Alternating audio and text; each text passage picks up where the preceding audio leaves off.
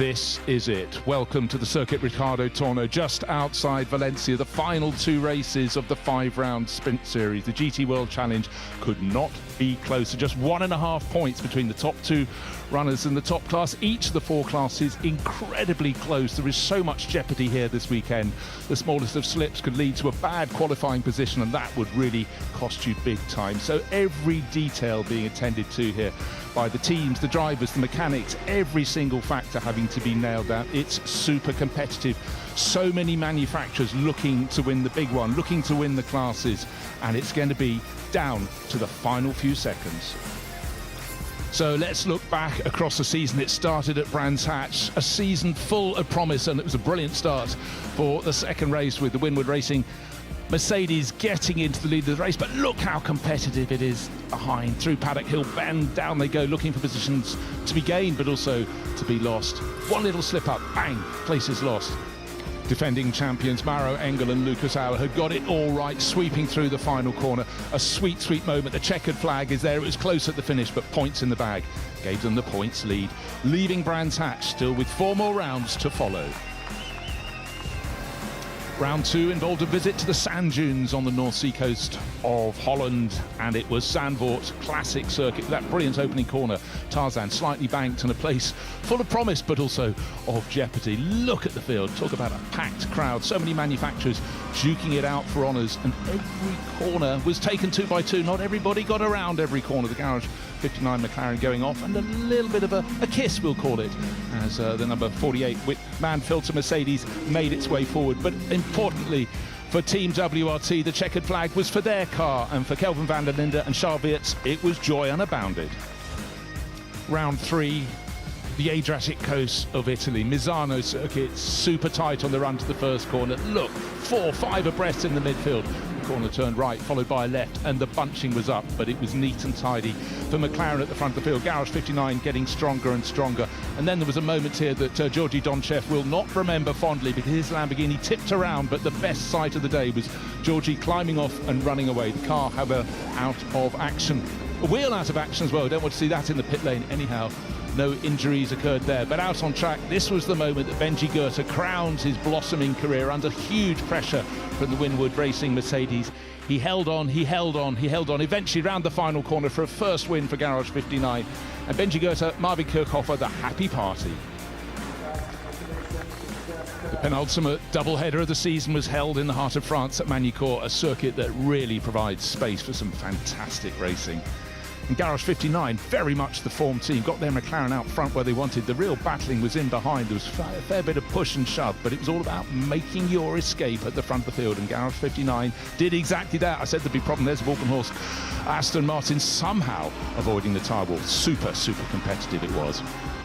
And for the second race running, Benji Goethe had to suck up the pressure. The challenge was enormous, and in the end it was just under 0.2 of a second, but victory again for Garage 59. Job done at Magny-Cours. And that sets the scene for the final round at Valencia.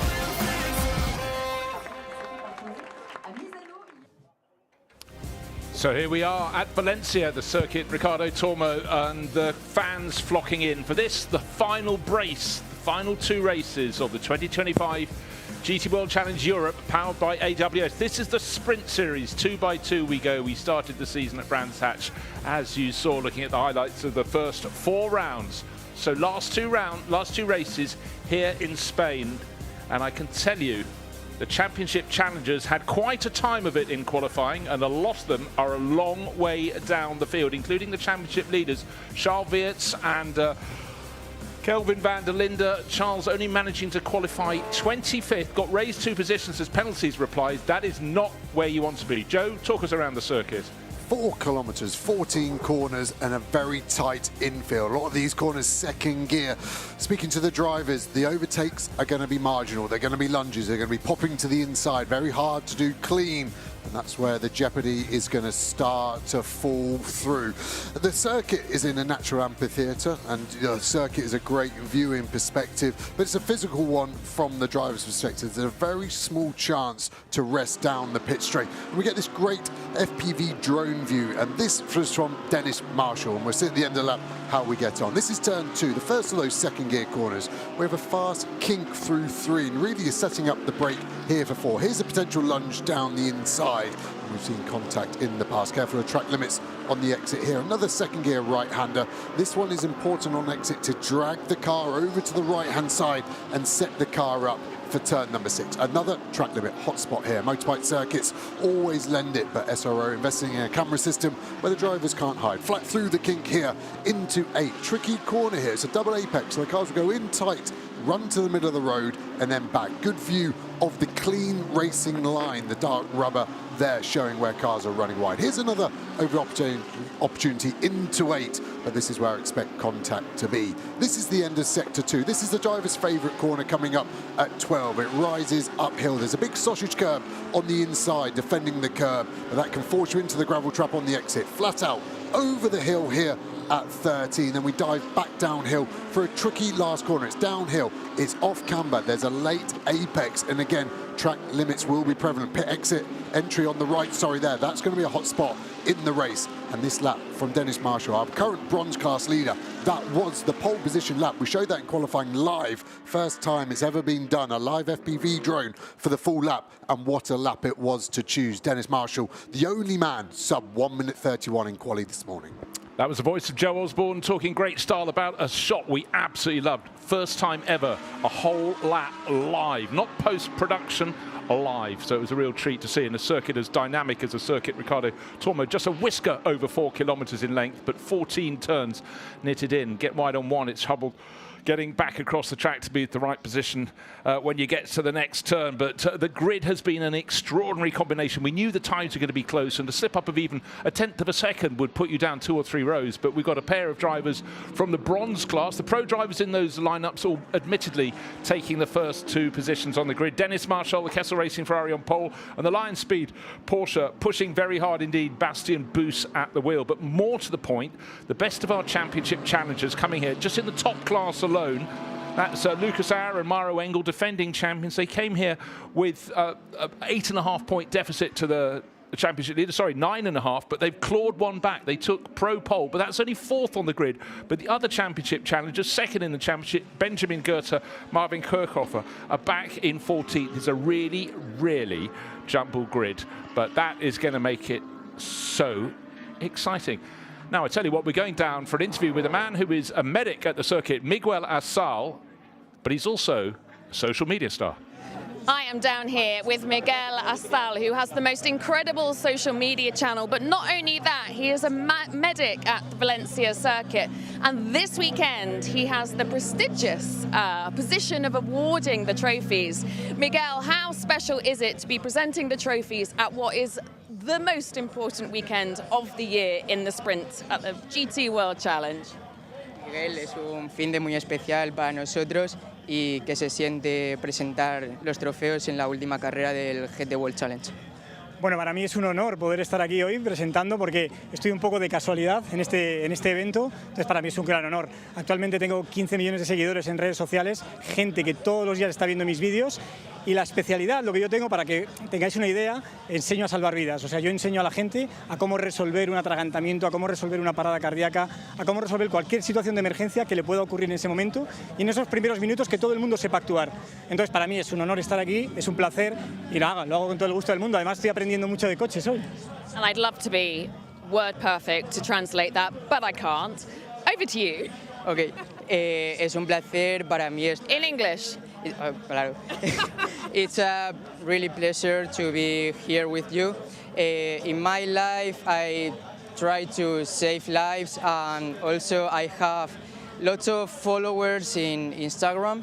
I wasn't expecting to be here, but it's, as I have said, it's a really pleasure to be here, and I'm really learning a lot about cars. Great, thank you so much. Lovely to have you. Gracias. Beautifully handled there. Alex Legui down with Miguel Asal, and he's going to bring an even greater following. The queues just to get the autographs, and it's great to see this fantastic high-up shot. And certainly, Joe, when you're a spectator here at the circuit, you can go onto the top of the pits and look down across the entirety of the circuit. And if you're looking straight down, what a crowded grid it is. 39 cars in all. We have to remember there are 4 different championship battles. Overall, gold, silver and bronze. And each of those championship battles is close, but none closer than the overall title. We came here with Kelvin van der Linde and Charles Weerts on 72 points, just 1.5 points clear of Benji Goethe and Marvin Kirchhofer. In third place, Sven Muller, Patrick Niederhauser there, another 7 points back. But let's go down and speak to some drivers. It's really, really tight indeed. A bronze car on pole. The driver is Dennis Marshall. He took pole. Let's hear his thoughts. Dennis, you pulled out a wonderful quali lap earlier on, but how tricky, as you now see who's beside you and behind you, how tough is it going to be to convert that into a race win here?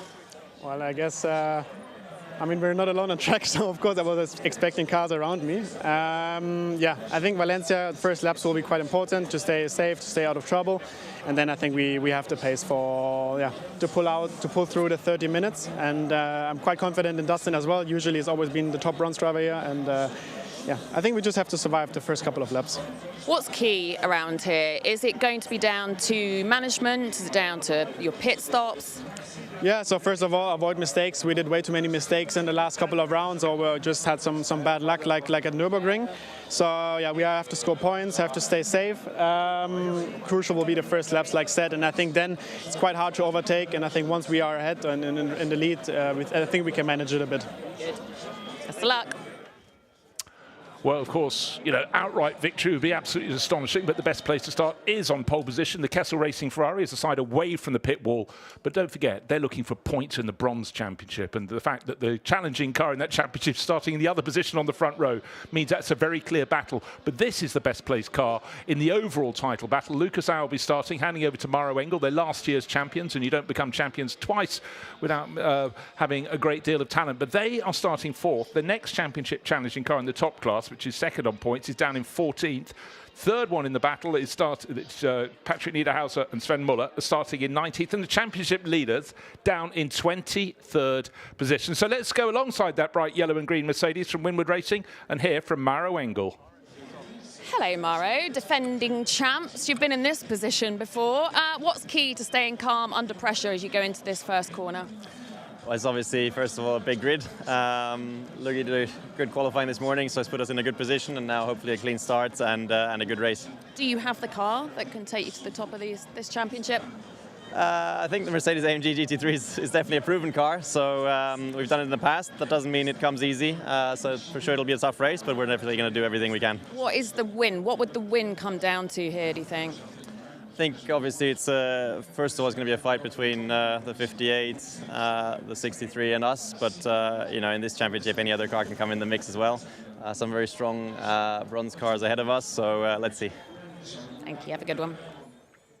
So certainly a smile on Maro's face, and up front, well, some of the challenges are tucked in behind, but basically nobody below the car in sixth place there, Alessia Rivera, Vincent Abril, can take a tilt at winning this title. And after this event, if they haven't, the teams that are challenging haven't picked up really big point score, we're going to see people eliminated. So just effectively, it will probably come down to the top 4 crews. But we still have 6 cars in the top class that can take the title. It's been so competitive. But with just 10 races across the 5 rounds, Joe, one slip up and you're on the back foot from there on in. Yeah, and that's what we have seen in the top 4. None of the top 4 have finished outside the top 9 this season. That's phenomenal, with a grid of 39 cars here.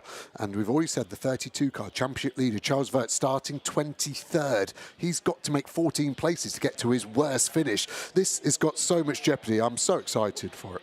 Well, let's hear from Grasser boss, Gottfried Graffer. An outside chance, but we know you have the strength to do it. What are your thoughts as you're sitting on the grid, and how are the boys ahead of this all-important race? Not bad for the moment, because there are the 2 bronze cars in front, so it's basically a P3, so a podium would be nice. point-wise, we have to see. I think there are a lot of things changing now this weekend, and we're doing our best. Yeah, you basically need a perfect weekend, and for a few other people to not have. But anything can happen, as we well know in GTs. Talk to me about the car and how's it feeling? Very good. The car suits very well to the track. We are quite happy. We executed the qualifying quite well, we think. But it is, like you say, it needs luck, for sure. What is it that makes your boys such a good pairing? Because they are having such a good season. I think basically they are working perfect together. Together with the team, they're working together perfectly as teammates, and they respect themselves really much. And also I must say, with Mirko, with the Spa win and everything, it's a perfect year. And for me personally, we won everything this year already. Brilliant. Well done. Thank you, guys. So thank you very much. That was Gottfried Grasser and his Lamborghini, or his best place, Luca Engstler and Jordan Pepper, as the strains of the national anthem go away. Just one point I really want to pull out, Joe. Let's just go through the manufacturers in the top 6 positions. Ferrari, Porsche, McLaren, Mercedes, Lamborghini, we just heard from them, and BMW. You couldn't write it better than that, could you? No, and so 6 different manufacturers, only Aston Martin and Audi not represented in the top 6. Here is the championship leader I was going on about, 23rd place.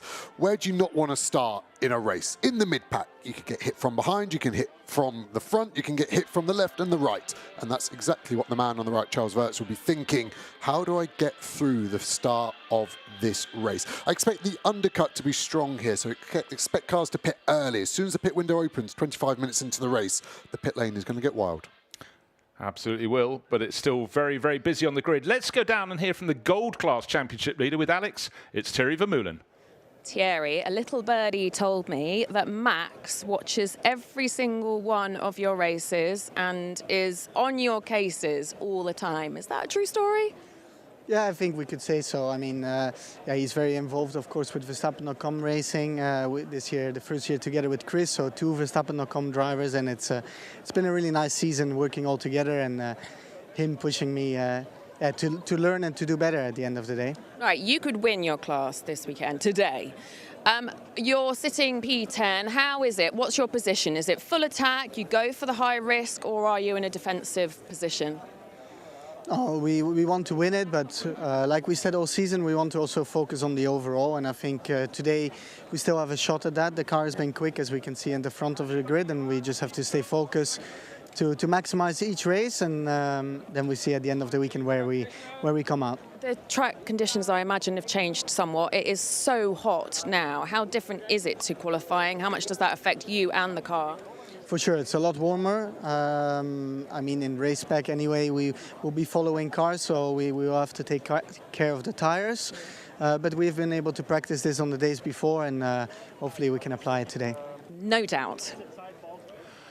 Thank you very much. So that's Thierry Vermeulen. He'll be sharing with Chris Lullum. Right, they qualified nicely, actually 9th on the grid after a penalty was applied rather than 10th, but their championship rivals only 2.5 points down.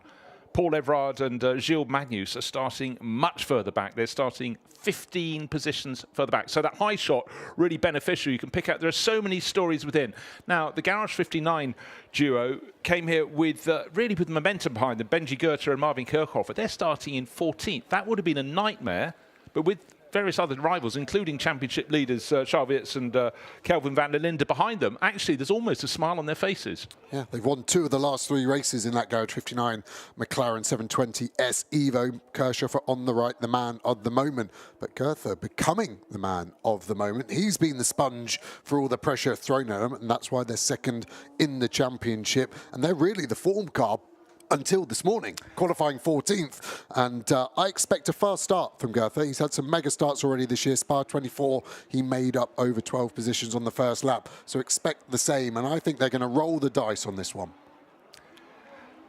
Well, I tell you what, let's go down. We've heard from Gold. Let's go down the driver leading the silver class, Kobe Powles. Kobe, it's become a bit of a habit talking to you. Pole position, silver, nicely done. But you're in a tricky place on the grid. Yeah, for sure, we're on the outside, which normally is a bit more chaos, a bit more chaotic.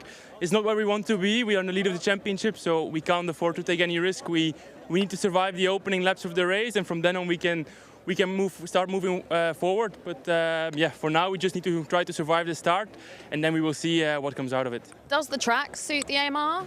Obviously, the car is fast around every track. We've proven that so far this season, that we can be fast anywhere. Maybe it's not the fastest, but for sure we are in the game. So where are your strengths going to be around this track?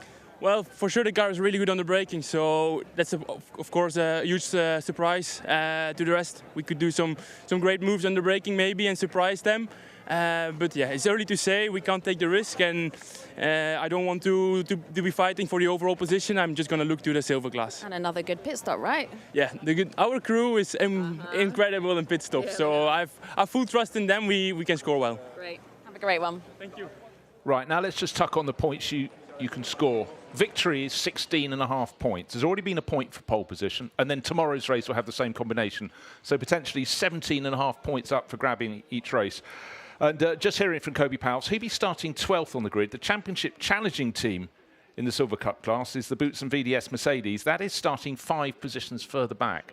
So and points for second are 12. So it's a 4.5 points potentially already in their pocket, which would be a huge boost ahead of tomorrow's race. But if some muts and maybes, we've got to get these cars around the opening lap. But it's still, when you look way back down the order, to find our overall championship leader nestling towards in the lower half of this 39-car field, there is not a second that Charles Weerts can't afford to hang back. There's his car, number 32 BMW, just in the background of the shot. Maxime Martin, all smiles. He won't make it easy for them either. It's all about accruing points. And at this point, maybe with Maro Engel and Lugiauer starting 4th on the grid as the lead procast, they should be going for 16.5 points, shouldn't they? Now let's take a look at the global manufacturer points. We add all the GT World Challenges. This is what we get.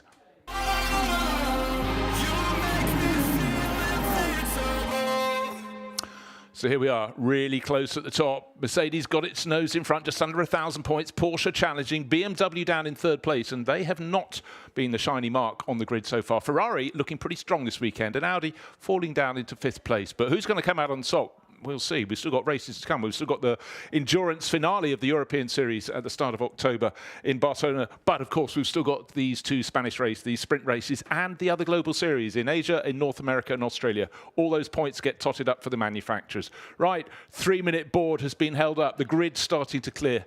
The serious matter of not just an hour of racing with the driver change in the middle, but also how to get around the opening lap. But for a lot of the championship challengers, Joe, as I've been trying to allude, are starting not where they want to be, way down the order.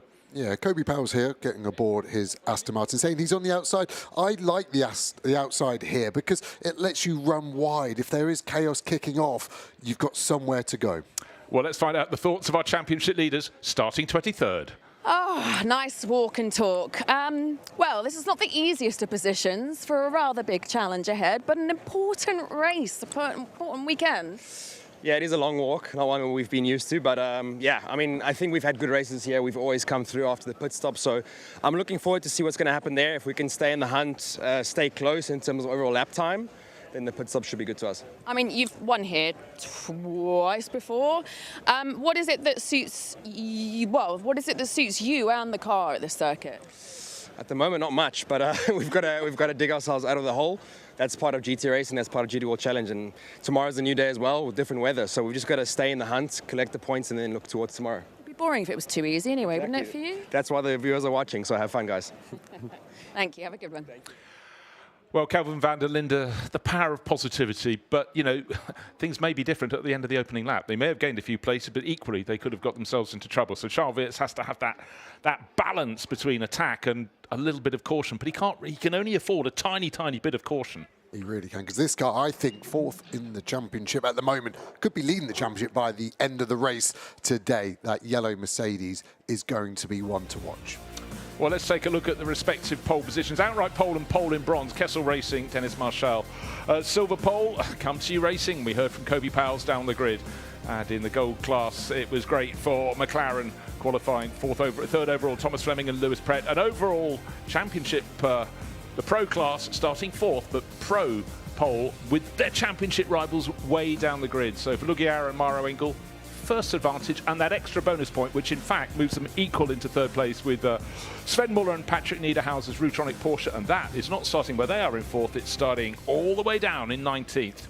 Hold on to your hats is all I can say. 39 cars crammed into 4 kilometres and 14 corners. 1 hour of racing, a tight, twisty track. And for the vast majority of this field, they've got to think about their class battle. We've got overall, we've got gold, silver, bronze, and it's going to be explosive. Dennis Marshall there pulling away a bit soon. We saw exactly the same thing happen at the Suzuka 1000 last week to the car. Charles Wirtz and Kelvin van der Linderen should be okay, but just so pumped up, Dennis Marshall, so focused. As soon as that leading Maserati MC20 pulled away, he went to whereas you should be waiting for the green flag.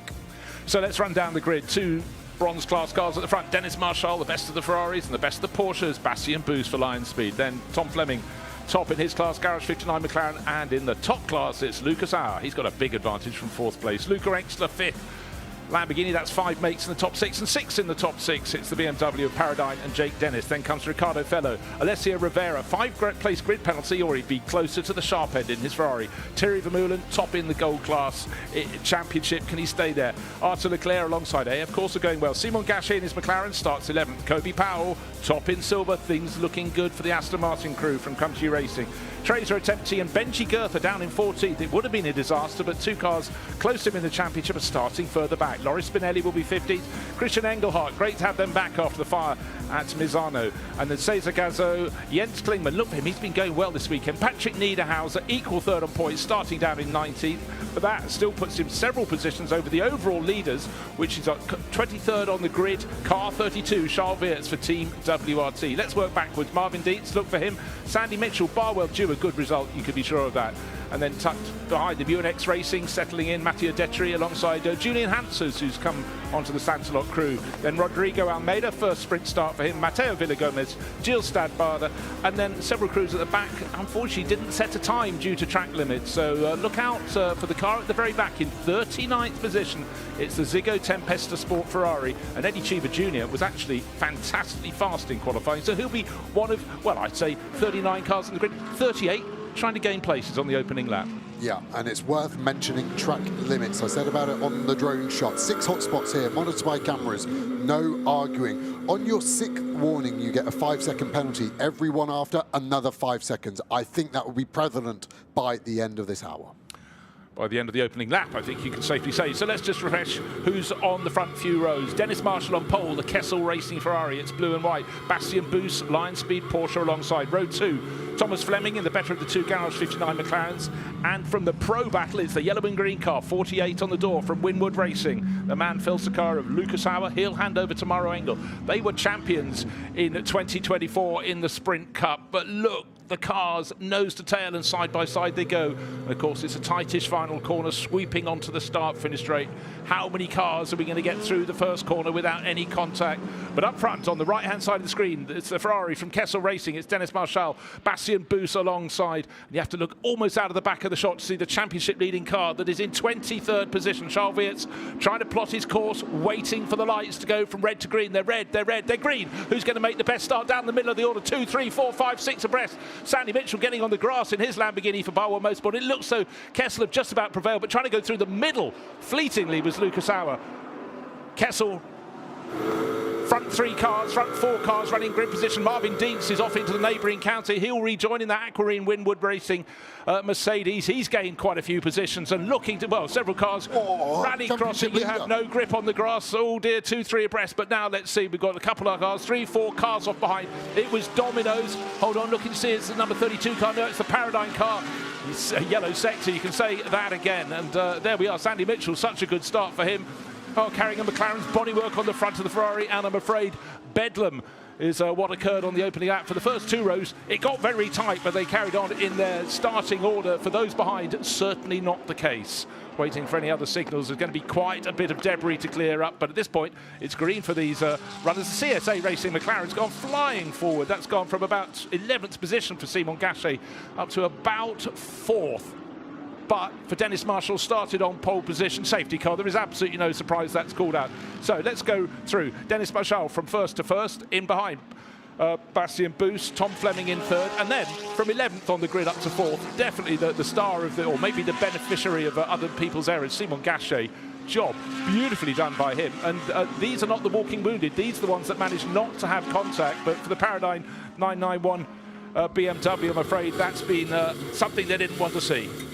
It was carnage, wasn't it? And that car was on the inside of turn 2. I think it got together with Sandy Mitchell. Dylan Pereira then came almost backwards into turn 2, and that's where the chaos kicked off. You saw the 52 Ferrari wearing a McLaren front bumper. It was the worst disguise I've seen since the last Halloween party I was at, and I'm sure this car got hit. This was the car that got hit by the Audi championship leader. We said 23rd place you can get hit from the back, from the front, from the right. It was the left. That's done. Day done for that car. Rear left suspension is hanging off. Completely innocent. He was 4 wide into turn 1. The damage there, he needs to slow down. That's going to fall off relatively soon. Sandy Mitchell was on the grass before turn 1, after turn 1, and I think there was contact there. Benji Goethe, our 2nd place in the championship. Day done for that car. Well, all we've got left is Rutronic and the Winwood car in the top part. And they started this race equal on points, so they should vault, providing they get... Hold on a second, just double check. Oh, it's the That's our 3rd car place in the championship. Well. So starting 4th on the grid was absolutely beneficial for Lucas Auer. In fact, he lost 3 places. He's down in 7th place, but he's still circulating. Look at the graphic there. Some massive gains. Marvin Dietz gained 10 places. Maxime Husson gained 12. But the big losers were the 3 of the championship challengers. And you really had to feel as those 2 cars went across the grass. They took people out who were 6, 10 places ahead of them on the track when they exited turn 1. And for Charles Weert's innocent party, I'm sure he gained a handful of positions. We talked about how much caution you could have. He had to throw caution to the wind. But in this case, it was nothing to do what he was doing. And I'm afraid that ain't going to be rub itself clean with the new tyre, of course. Though the dolly jacks are going to be thrown underneath. Now Team WRT are going to have to see what they can do. The safety car will stay out for how long? It'd be a bit of a while, but I don't think you can fix suspension that fast. The boys getting to work like they should as Goethe brings it in there. They're going to be done as well. Sandy Mitchell might just need a right-hand rear tyre, potentially. Jake Dennis, what happened to him? Because he was on the 3rd row. He should have been safe. I thought he would have been, but you know what? Darren Long will be disappointed he won't get a race this afternoon here. It's a very overly busy Benji Goethe. He started okay, not where he wanted. He was 14th, but of the championship challengers, he was better placed than 2 of his rivals. But unfortunately, this car isn't as long as it was when it sat out at the start of the race, and we saw his nose piece fitted to the front of one of the Ferraris. Extraordinary. We're used to seeing McLaren long tails. I've never seen a McLaren short nose, so it's a juxtaposition on that as Vincent Voss looks on. There is so much to dissect here. You're going to need 5 sets of eyes. So you can see Sandy Mitchell on the inside. Let's try and keep an eye on that mid-pack. At this point, you can see Lucas Auer in the yellow car. What happens to Jake Dennis? He's okay at the moment. You can see this is a McLaren here. It then kicks off to the left of our shot, and Audi gets put on the grass now. And it was with Klimko, wasn't it? Looks to the inside. And now it's Dodgems and his collision. Verts. That is a huge impact there. Jake Dennis gets together with Goethe there, who gets with the Audi, who then gets into the Rutronic car. So the Dennis, Goethe, Rutronic will all kind of going. And then the 52 Ferrari, it's like iRacing, smashes through the bumper, and that's where he picks up Goethe's one. So there's 4 micro explosions going on within 2 corners that have wiped out 7 or 8 cars out of this 39 car field. And I was looking desperately, Joe, to see what happened to Charles Weerts, and he was actually out of shot. And I think his problem came somewhere out of our spec in turn 2. But it wasn't the contact from cars coming across the grass. I think it was contact from those trying to avoid those who were avoiding the ones that came across the grass. Right, a scramble out of the pit. Alessia Rivera, one of many, many pit visitors. Charles Weerts, unfortunately, his car parked in the garage. I cannot see that one getting back in the race. The Maserati safety car leads the field round, so it's Dennis Marshall. Let's take another look at the start. For the first few rows, it's good. Look for the yellow Mercedes trying to come through the middle. It's running from about 3rd at the moment. And then Lucas Auer, I thought this push could come to shove, and he'd get squeezed out. But the first 4 cars, Tom Fleming on the inside in 3rd place, all fine. Jake Dennis had a bit of a push, but he came through in 5th place. The trouble came from about this gaggle of cars. Just out of shot. Okay, this is the view looking, running very, very, very wide. Marvin Dietz that takes the prize for that. But up to turn 2, it looks okay. Look for cars going onto the grass. Just out of shot. They may see them coming into the middle pack now. Yeah, there was a contact. Oh, okay. So that was where Charles Weerts took the damage. He got the thump up the back, broke that rear suspension. Jake Dennis got involved with this car in front. So at turn 2, watch for contact between Jake Dennis we're on board with. The front right hits the rear left of Lucas Auer. That could have wiped out our top 4 of the championship. So this is all normal. There's some side-to-side contact. Modern GT3 cars, 600 grand, who cares? Let's rub paintwork. it's a good start from Fleming there. So Dennis now, quite rightly, goes to the inside. I think we go in deep now, and then suddenly our needs to turn in. Oh, we get hit from the back. That puts us in. So Jake Dennis actually got loaded up. I think the CSA McLaren is probably the guilty party there, but that's got front right damage. That's why we're out. And I think even the slow 991 car there backs up. So this is last place, Eddie Cheever, as we go back to green, and there's a quick restart, and some of the drivers not ready. Bastien Boost, one of those. He was nearly caught napping by Fleming, and now we're back to green. Fleming on the attack. Well, I tell you what, that restart came much sooner than I expected with all that debris to be cleared. But this is fantastic for Dennis Marshall as they fight behind him. He's able to get a bit of clear air between the tail of his Ferrari and the best of the rest. It's still Bastien Boost. Fleming nearly made it work. And look at Thierry Vermeulen. He's moving. He's trying to go around the outside. Does go around the outside of Simon Gachet. Tip-top move on a circuit that has very short straights, but he was committed and he stuck to his guns. He asked a massive question to Gachet there. Are you going to leave me room? And he really squeezed it. He's fired up. Red Bull running through his veins. Super aggressive. Great move. Now Gachet on the back foot. Engsler trying to get down the inside. They're in the championship hunt. Got another yellow flag in sector 1. Let's keep our eyes on this battle. I think Gachet is kind of out of position. He had a good start, but hasn't got the pace at the moment to stay in 5th place. Well, all incidents under investigation, that's standard practice, but the steward's going to be very busy indeed. Now, look, effectively likely to take the lead in the championship. The car that's dropped one to 8th position now, I think it is. It's the yellow and green Mercedes car 48. Says 004 on the windscreen, but that's its position in the pro class. But right now, the Winwood Racing team will be getting on the radio saying your 3 championship challengers have all hit trouble.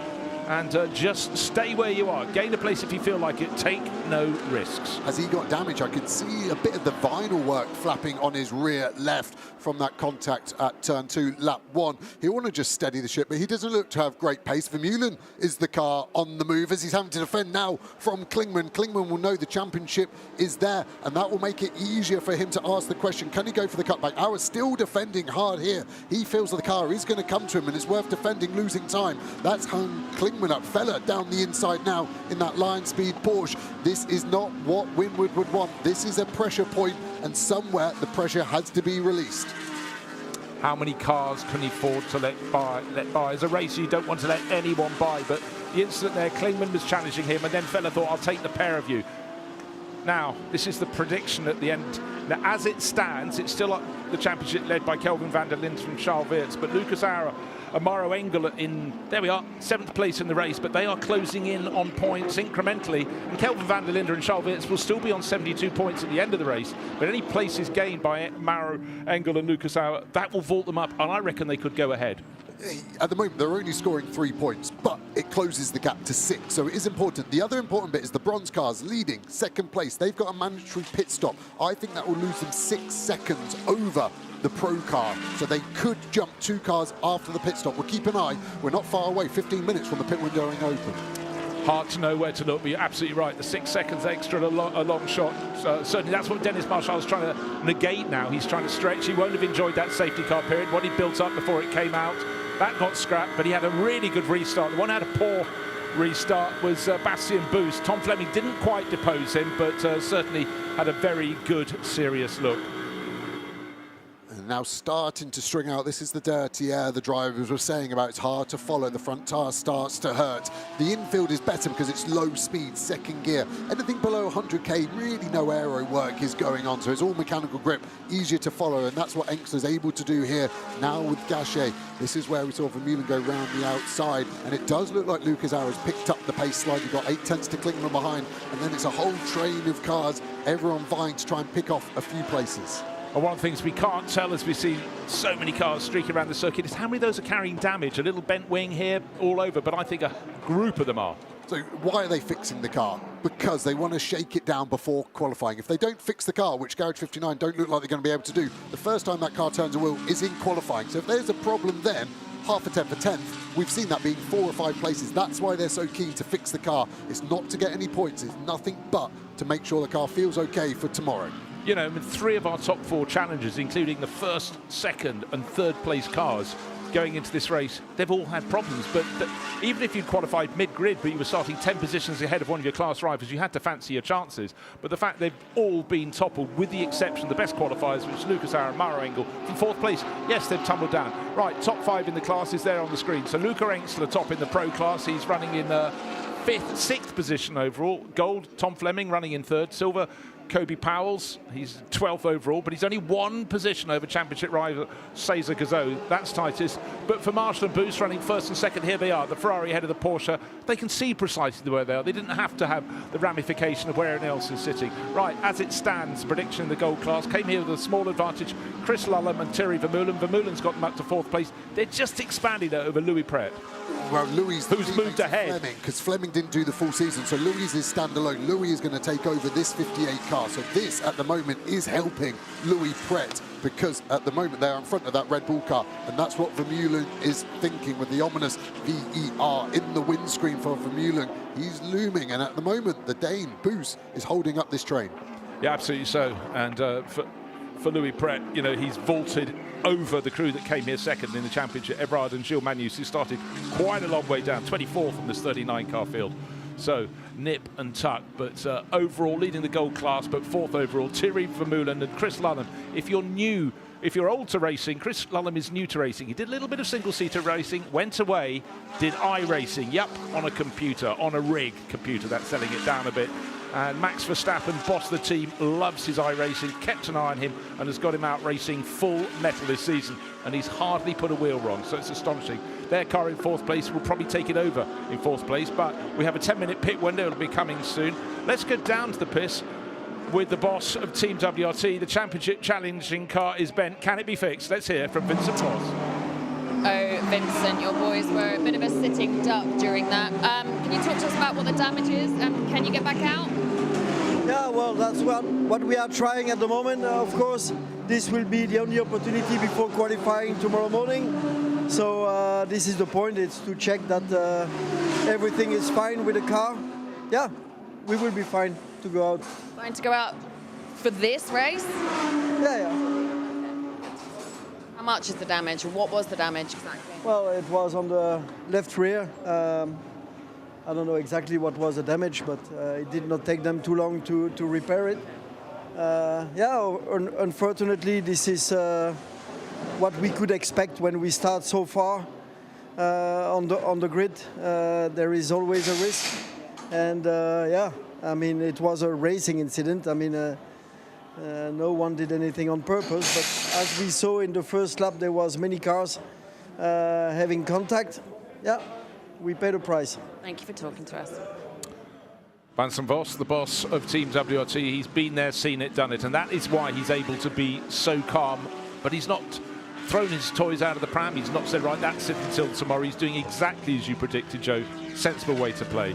Right, in the silver class, Kobe Powell and Jamie Day extending their advantage over Cesar Gazot and Aurelien Panis. They were 1st and 2nd coming into this meeting at Valencia, but by being 1 position further up the track, they're gaining a few points. They're gaining 4.5 points, pop them in the bank, and really it's going to be a 2-horse race to the end of the season. Yeah, and that 11.5-point lead would make their day quite comfortable tomorrow as well, potentially, because there's still really no pace in that Winwood Mercedes. I worry for Mara Engel, who will take over that car in potentially 10 minutes' time from now. Pit window, I've already mentioned, opens at 25 minutes into the race, but closes at 35. This car here, Dennis Marshall, has a mandatory pit stop of 61 seconds from pit in to pit out. As we see the 97 car, that isn't our championship car. Don't get excited, Joe. That is Ethan Perez. Looks like he's been turned around at turn number 2. Certainly does. Not the first in this race, but right now, well, let's take a look at the replay. He was on the outside and on the charge. Eddie Cheever up the inside, and I'm afraid push did come to shove. Ishan trying to get it going, running right across, I think it was a QMF Audi, but riding on board. Here's a replay. Let's see. One Rutronic Porsche being followed very hard by the Ferrari. I think the pictures are going to save themselves. Who's at fault? I might stay impartial on that one and let everyone at home decide who was at fault, but expect a penalty for the 93 Eddie Cheever. Okay, let's take a look at the top speed at turn 12. It's the uphill right-hander, and, well, it's looking very good for Thierry Vermeulen and Bastien Boost. And you know what? They're sitting respectively 4th and 2nd. Here's turn 12. You turn in and you've got to be turning very sharply straight after that tricky corner. And one where that strange thing, track limits, that's under observation. Yeah, not on the exit of 12, luckily, and that's why we're seeing such high speed. Difficult 12 with the gradient. It is like threading the eye of the needle, wearing oven gloves, having 2 dead arms with pins and needles, as Auer has to defend again. That BMW so strong at the end of the straight. Klingman trying to force him to go in deep. He's done this before. He stays on the outside. Auer knows he's trying to get the cutback and then just blocks it. And it's from this point onwards, it seems like the Mercedes steadies the ship. The 6.3 litre V8 naturally aspirated car has the infield advantage over that bigger, heavier BMW that develops its lap time more in a straight line than in the corner. But this battle is adding risk. Luckily for our Jens Klingman, BMW factory driver, very sensible. Look at the damage on the sill. I worry for that car purely on the exhaust sitting in the sill. If that carbon bodywork starts to rub against the hot exhaust, carbon and heat do like to make a fire. The mechanics may look at that in the pits, potentially ripping it off, I think. Well, for Lucas Auer, starting 4th, he'd have been a little unimpressed to be fighting for 7th position, having to fight so hard. But the news coming through from his pit wall that the 3 championship rival crews have all hit trouble means he will be gaining positions on them, or gaining points at least, as they go to the final race of 10, the final sprint of 10 for 2025 tomorrow. But your point, Joe, about the damage, it could be a major factor. What's left on the clock? Well, we've still got 42 minutes. Yeah, it's not... Is it a little bit more than the slicker? I'm slightly concerned it might be. The carbon sill there on the Mercedes has these grills to let the hot air out, and they've been ripped apart. It's been bitten. It's in a snake livery, isn't it? But it looks like a shark has had a go on the side of it, and it should be fine to get to the end, but it will be a concern for the Winward team. Yeah, and Jens Klingman not giving him any peace at all. The Al Manar Racing by WRT BMW in behind. Just a little bit of reprieve there. Ricardo Fellet falling off the back, and then behind him, Arthur Leclerc going very well in the number 50 Ferrari, and then it's nose to tail behind. But up front, the point is that Dennis Marshall is eking his way clear. 2.8 seconds to the good. He's had the dream. Pole position, had his advantage clawed back after the first lap. What should we call it? A melange, a melee, call it what you will. It was bodily contact. The safety car came out, but he's resumed, got a very good restart, and it meant that Bastien Boost has never been able to stick to his tail. With Tom Fleming on attack in the Garage 59 McLaren, Boost cannot back up a second. So this is all really good news. Nearly 3 seconds clear now. Dennis Marshall for Kessel Racing. But in behind, well, it's anybody's guess. Yeah, I can tell you went to a good school, Bruce. I would have called that a mosh pit at 2 and a ruckus. Took a blazer off and swung some punches at lunchtime. And that's what, at the moment, Engster's trying to do on Gachet. Round the outside at 8 here doesn't normally work. He's going to then try and get the cutback. Gachet parks it well as he stopped the run. I think here's just Engster is trying to look to the inside. He's going to have to tuck in. Dertier's a problem here through 12. This is the threading of the needle with oven gloves. 150, 160, flat through 13. Is he going to send it to the inside? There is a gap. Is he going to try and brake late? The problem is the car gravitates to the right, gets it done. Can he stop it on the apex? It is a no, and it's going to be an undercut for Gachet. This is letting Auer get involved, but he's in an awkward place where he's going to trip over. Expect the McLaren to reclaim this position into turn 1. Hublinks first, down, it is down, the start finish straight to the first corner, but it's the McLaren on the inside, and Luca Engster, don't forget, already a race winner, and he pulls in front. I think that was actually quite sensible from Gachet, and look how quickly he's getting clear. I think that was a little message coming through, you know, I'm going to get past you come what may, and Luca Engster was trying high, he was trying low, and then in behind, well, it's everyone else. Gosh, the handling of that Mercedes in the middle of that pack, it's looking as though he's going around the outside of a very old coin that had 13 sides, but certainly chunk around the corner.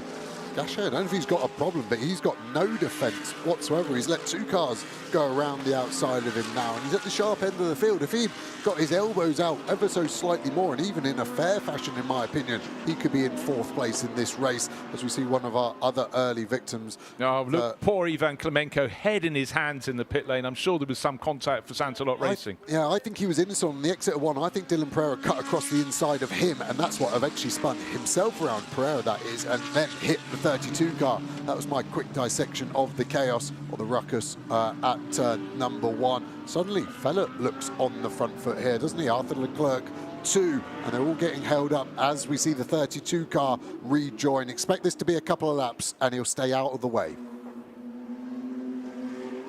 10 laps down. Now let's look at the first corner on the first lap. Look for the Mercedes running wide. That's Marvin Dietz. Look for everyone else going 3 abreast. Bottom of picture. Already there was contact. That was across the nose of Klemenko. And that was what tipped Sandy Mitchell off with the Audi going straight across.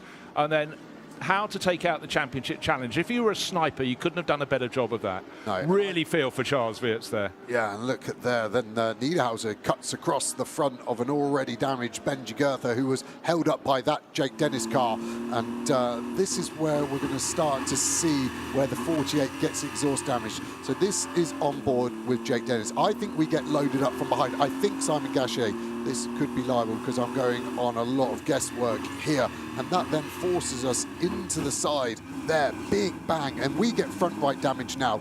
We now concertina everyone up. That takes Goethe out. That takes Niederhauser out as well. And the 52 Ferrari. So a couple of bits of contact there. Suddenly, it's a chain reaction all the way down. You might have been innocent, but the chain reaction does not care. What was extraordinary there, the sniper only had 3 bullets, and with them they took out 3 of the championship challengers. Quite extraordinary. So many, it's like a Newton's cradle going out of control out there, swinging left, swinging right, but all along it's been good news for this car. Now Maro Engel will be taking it over, but Lucas Auer, he's so far withstood the war. Yes, he's picked up that damage to hit the right flank of that Mercedes, but compared to his rivals, he's got a laugh on his face, that is for sure. Suddenly the pace is coming alive for the car. They're going to have to do another couple of laps. They're right in an awkward point where they're not going to box on the next lap because you cannot cross the pit entry line before that 25 minutes into the race element. In the pit stop, driver change and 4 tyres can be done as quick as you can for everyone apart from the bronze class cars. On your timing tower, you can see the backing colour there, the bronze colour, there the bronze class, gold, white is the pro, and blue is the silver. There the dominations there. You can see Kobe Powell still leading that silver class in 12th overall. But look at that, the pro runners, the top place is 5th, that's Luca Engström's Lamborghini. Lucas Auer, the yellow and green Mercedes, in 7th. And the next one, 10th, Arthur Leclerc. Very, very seldom would you see so many drivers, more notably in the second race it would be like this, but in the first race very seldom do you see so many bronze and silver and gold drivers up the front end of the field. However, this is our race leader running in the bronze class. The black and white Mercedes in the background, sorry, Porsche in the background is still giving chase, but Kessel Racing's number 74 Ferrari looking neat, looking tidy, and more to the point, looking 4 seconds clear of the field. Needs to get more than 6 because bronze class cars an extra 6 seconds at a standstill, but he's not putting a wheel wrong. No, he'll watch this race back this evening and go, that happened behind me. I didn't see any of that. I just drove around in circles for he's probably going to do 35 minutes of the race is my prediction. So far 13 laps in. He's 4 seconds ahead of Bastien Bus in the championship as well for that bronze class. And he won't believe what has gone behind him. And we're going to get a chance here to listen in on the radio to this car, the 32 car, just to see what they're talking about. Just roll around, filter tyre temperature. After we fix it, get some laps in, try and nail some braking points. We get some more feedback on the analysts. We just need to build up here, and then we're ready for tomorrow. The guys will do a pit stop. That helps them. Just give me some laps, and I'll let you know when you can box. Should be 4 to 5 laps. We're still in this, Charles. With a few cars out, we need to do our job today, and tomorrow we're on it. That is amazing insight. I love the team radio. I know I name check him a lot, the engineer there, Will McKelvey, but I've known Will for 10 years, top guy. And he's talking openly there. He knows we listen in. He's talking about endless. That's the brake pad material. I'm amazed they're trying something new. They've obviously gone to a different brake pad material here at Valencia, hard on the brakes, not much airflow to cool them down. And he is pumping up Charles Weerts to go, I need you for tomorrow. I need you to lift your head up. Whatever negative thoughts you've got, throw them out, put them in the gravel trap and crack on. Great car engineering. Yeah, it's fantastic. It's mind management. It's, the nut behind the wheel, they say, is a very, very important element. We're very close to the pit window being open, but that was fantastic. I'm just imagining certain drivers from other categories who might have received that message and not responded well. But, Charles is a very cerebral driver. He'll be analysing everything, but importantly, it was the management. Keep your cool. You've got a job still to do. Talk about a job to do. Lucas Auer has still very much got a job to do in that yellow and green Mercedes from Manfilter, and he'd like to have a relaxing time out the track. He is not absolutely having that. Stuck in behind Gachet, but look, Klingman bang on his tail, Feller, woof. And then Leclerc right on his tail too. Very tight. Looking into my crystal ball, this is why GT racing is a team sport. This is going to be a pit road race this lap, as we're potentially going to get a full course yellow. The 11 car there, the come to you, Aston Martin off in the gravel trap. And this is the race I'm expecting. Don't worry about the flame out the exhaust there, but that's got to be a full course yellow for that car stuck on the exit of T8, T9 area. Yeah, that's Rodrigo Almeida, was having his first start in a sprint cup race, and you can never tell from that. Did he jump? Was he pushed? But anyhow, off the circuit.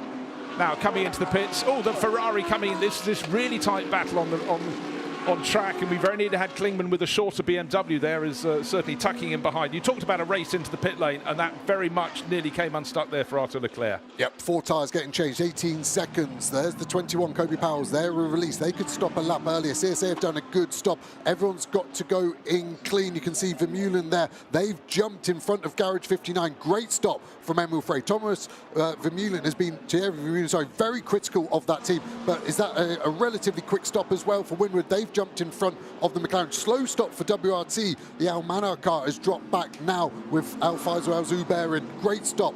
This is going to be championship lead getting closer for this car. And importantly for Maro Engel, as he takes over the number 48 Mercedes, they gained a position ahead of the CSA Racing McLaren, and that was music to their ears. That's what we've been trying to do for lap after lap. We've got the 4 different races embedded together. He's only got 1 race, and that is to score as many points as he can in the Pro class, and he's going on towards doing that, I'd suggest. Yep, and this is where the undercut is strong. So now they've got fresh tyres. Maro Engel in that car is going to have to pump some laps in. This car, race leader, by my bad mathematics supported by ChatGPT, is going to lose around 6 seconds with the extended pit stop time he will have handing over. But it's going to be close between Dustin Blattner when he takes over the 74 versus Engel. But Engel will have the pace over the bronze driver, of course, as this gold battle rages on. Now with Chris Lollam versus Louis Pret. This has gone the other way. This is now advantage for Verstappen.com. Who's got the pace? Is it Lollam here, the sim racer, versus Louis Pret? The boy from Monaco has been in great form, but I think this is going to be a very hard car to overtake. Well, thank goodness for Chris Lollam and the crew getting it well. Max Verstappen watching in from wherever he is on the planet. Azerbaijan, one would suggest it will be at least not getting on their case for fumbling a pit stop. That was neat, that was tidy. And those coming in this lap have a little bit more space to play. And certainly some of those people who lost advantage in pit, they couldn't get out around the car in front of them in that crowded pit lane. That would have cost them. But right now, the race lead, Dennis Marshall will go out as long as he can in the race leading Kessel Racing Ferrari. He's 5 and a bit seconds clear of Bastien Boost, rival in the bronze class, but also rival to try and get out when all the pit stops are done, still in the lead of this race. Just so much to dissect, just trying to work out how quickly these tyres are turning on. They come out of a tyre room, so they should be fine, but the driver has to get their eye in. These drivers now in the second part of the race haven't driven the car today. The start drivers did their qualifying session and they were A-OK, but these drivers, first time they've driven is today as you leave pit lane. Feels wild as a driver that you're able just to go out there and hustle around without any practice on the day. Look at that, according to those that have dived into the pits, the top 8 cars are all in the bronze class. 9 of the top 10 are in bronze class. But when you're in a bronze class car, you tend to keep your quicker driver, your pro, out as long as you can. That's why this has happened, and then we'll see it all cycle through. But then it's a question of what the second driver can do. Bastien Boost has been pressing on nearly, he's 5.6, 5.7 seconds down on Dennis Marshall. The last laps have been very good for our race leader in his Kessel Racing Ferrari. He's been gaining half a second and more every lap. So Dennis Marshall deserves a very big pat on the back. And don't forget, some of his initial advantage was clawed back by the safety car that came out at the end of the opening lap. But so his margin would have been more than 6 seconds. And really, he's not in a race per se with Bastien Boost, because Boost's Lion Speed GP Porsche we're looking at now will be taken over by Basha Mardini. But I reckon after the pit stops, there'll be a whole host of cars between them. So for Dennis Marshall, he'll be leading this race and trying to build that advantage as much as he can before he hands over to Dustin Blattner, where the Pro Class cars slotted, where we're going to find out very soon indeed. I think the 74 car is still going to be leading overall, but it will be Dustin Blattner, the amateur driver, the mainstay of SRO GT3 Racing, the bronze-graded driver. We love them. They come here, they have fun, they support the series, they support the championship, but they are amateur drivers. Dustin Blattner, one of the best in the world right now, racing every weekend, it seems, but he will be a second to a second half slower than Maro Engel, who I think will be in second, as we see that's the silver car, isn't it? That's big for the championship. Second on points coming here. Aurelian Panis has just taken that over, and that is a disaster for Boots and VDS. Cesar Gazzo was running pretty well in his class, and now back in with the body repairs, having had its trial laps. It's the number 32 Team WRT championship leader before we came here, swapping drivers over by looks things, but for Aurelian Panis, well, big frustration. What happened? Did he jump or was he pushed? Well, all off on his own, but that is not a car that's behaving normally, Joe. What do you read in that situation? No brakes? Yeah, some kind of brake issue. Couldn't see anything obvious. I thought I saw a bit of smoke coming out the back originally, but I think that was just dust off the racetrack, but terminal, and they knew it straight away, didn't they? Parked up. Yeah, certainly did. Now the scramble is going to be become very obvious. Pit window, they're starting to consider closing it, but Dennis Marshall will be going, can I do an extra lap before I come in? His margin over 6 seconds clear now, Bastian Boost. Ricardo Feller a further 10 seconds place back in third overall. But remember, 2/3 of the field, 3/4 of the field have now made their pit stops. Pit window still open, but not for a lot longer. But for every corner, every 10th of a second that Dennis Marshall can gain on, he'll be doing that. Everyone could have a big factor. And here he is. He waited, now he dives in. 6 seconds in the bag. Bastian Boost, no doubt, will follow in the Lion Speed Porsche, and then Ricardo Feller also for Lion Speed in his Porsche. But right up at the top end of the pit lane, pit in, quite a nice tidy pit, and there is Dustin Blattner, grabs the door handle, opens the door. I'm surprised they'd boxed. They could have squeezed definitely one, if not two more. Boost is going to do another one for sure. So that is a Boost in lap potentially versus a Blattner out lap. So this battle isn't done. This car's doing at least one more lap. Yes, the undercut's strong on the fresh tyre, but the amateur is going to negate that slightly.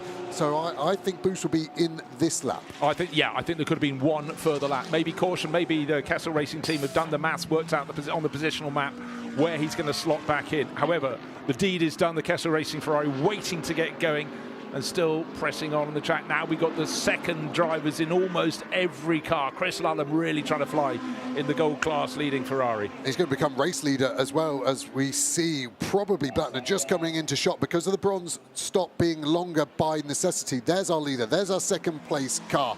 Then comes Pepper. So I think actually Engel is just going to get past this 74 Ferrari into turn one any second. Well, that's a dream gain. Maybe one further lap for the Kessel Racing car would have stopped that from happening, but they've got their own battle. They're running in the bronze class, and it's where is Bastian Boost, or more to the point, where will Basha Mardini be when he resumes in the race? But settling down, Dustin Blattner has to quickly get on his game. He's just had the CSA Racing McLaren give him trouble. And let's go back into the number 32.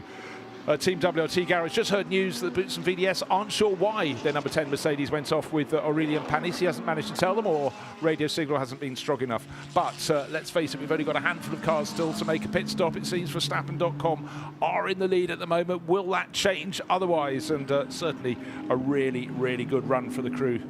Emil Ferrari Racing run it, and their best ever position this year in the Sprint Series has been third place in the opening round at Brands Hatch. It was a class-winning third place, hardly surprising, but a good run for them. Lion Speed in the pits as well with both of their cars. Everybody has come into the pits with the exception of Rafael Suzuki, who no doubt is going to do that any second now. I feel like it's because Emil Frey have finally nailed a pit stop that they're able to put this car where they want to be.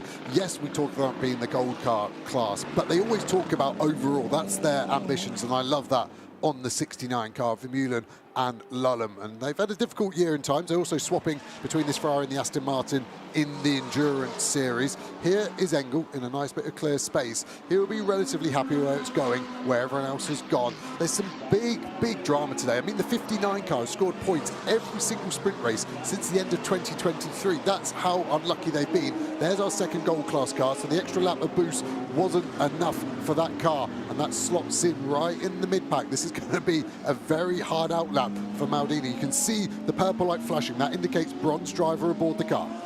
Yeah, bronze driver settling down. The good news for the Verstappen.com team is that Chris Lullum, there he is, the blue and Red Bull livery car, is pulling clear of Louis Pret. I expected Louis to hang on to his tail, but Chris Lullum driving beautifully at the moment. Last lap he gained over half a second, in fact 7/10 of a second, so absolutely flying. Can any of the pros come back and topple, or will we have an outright victory for a gold class car? What's left on the clock? 25 minutes, a long way to go.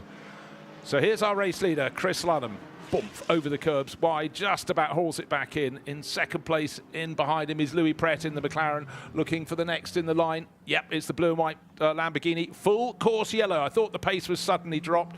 He's in third overall in his Grasso Lamborghini. Then a bit, and fourth place overall. There is the proof that Mauro Engel, remember that Mercedes dropped to 7th place on the track before the pit stops. They've worked that very nicely, of course, helped by the bronze class cars that were first and second taking longer pit stops, moved them up the order. The Kessel Racing Ferrari in 6th place overall as it went through. Dustin Blattner at the wheel. Everyone running at a bated pace, a maximum pace behind full course yellow.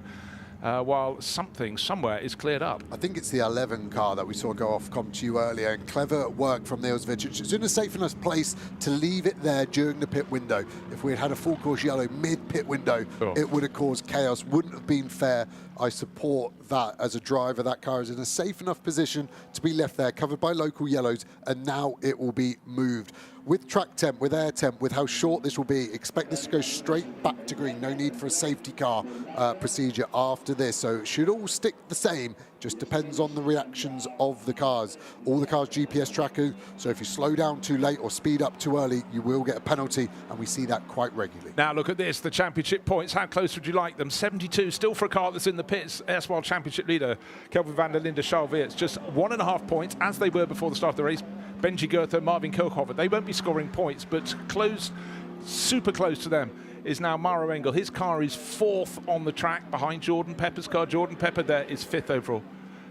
And still, we've got 5 crews in contention at this point, with 1 race to come and the points to be accrued at the end of this race. Just remember, it's 16.5 points for victory, 12 for second, 9.5 for third. Well, I'll test you on your maths later on, Joe, but it's tight, and it's getting tighter.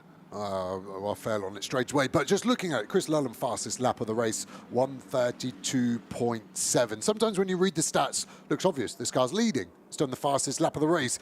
But the story has not been that. It was a great opening stint from Vermeulen. That overtake round the outside of the McLaren of Gachet was sublime. Amazing pit stop from Admiral Frey, and then a very quick getting up to speed for Chris Lullen has meant he's pulled away from Louis Pret, and it's looked fine. But he will need to get back on his toes. 22 minutes remaining when we go back to green. Expect it still to have time for 8 laps of racing.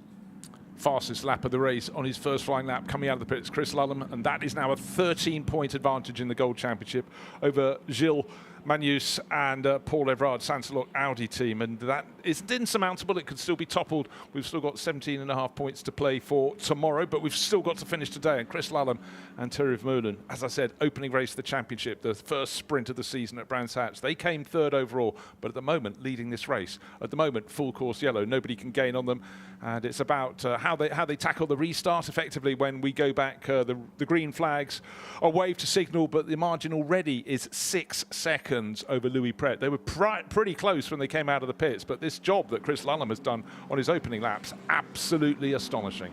Yeah, this is hard for Blattner here in the 74. So this is the car that led, and then because of the mandatory slower pit stop for the bronze class, they've dropped back. But Blattner here needs Kessel to be telling him, you've got a gap to Mardini behind in the Porsche. The car directly behind, Jamie Day, is not for position. Neubauer, not for position. Now Zuber, not for position. He's got 3 cars in between him that he's got the pace to kind of be around, but they will want to get past him, and he needs to manage that efficiently and low risk. That's the critical element of it. And you can see that Ferrari behind him. Neubauer looking racy. He's ready for the restart, making sure if it goes green on short notice, he can release the ATK and try and get the jump on that ComTU car of Jamie Day. And the Aston Martin just going out of shot there. That is the car leading the silver class at the moment. Tidy margin, and that would give them the championship title. If they take the points as they are at the end of the race, that would they need a 17.5 point advantage. So with Gazzo and Panis not able to score, their cars pulled off. That's cruel for them. We still don't know what the problem was with their Mercedes.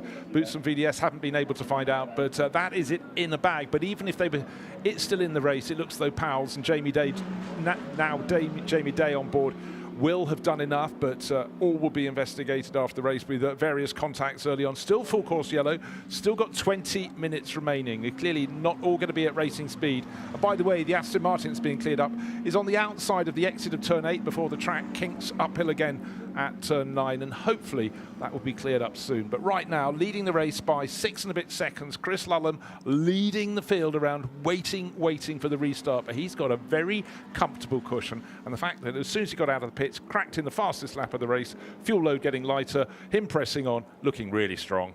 There's something to add. Jeopardy for the 69. Chris Lulham did the fastest lap of the race on his outlap. What was on his outlap? The yellow flag for that 11 car. Hard one, because you can't improve your sector time, but he didn't improve his. We go back to green, that was quick, and that's what we thought Neubauer was lining up, and he's gone. And so's Blattner. This is a great restart from Blattner over the CSA McLaren.